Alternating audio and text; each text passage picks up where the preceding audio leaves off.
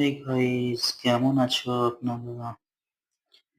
এই দেখুন, ডিউটির পরে রান্নার পালা। আজকে রান্না হবে ডিম আলু।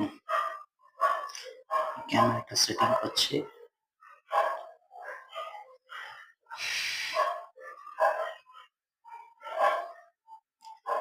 এটা হচ্ছে আমাদের ম্যাডামের কিচেন রুম।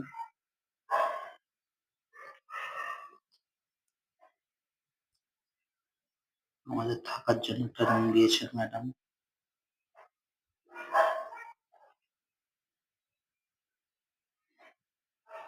সেই কিচেন রুমে রান্না করি আমরা। আজকে রান্না হবে ডিম আলু। ডিম আলু রান্না হবে।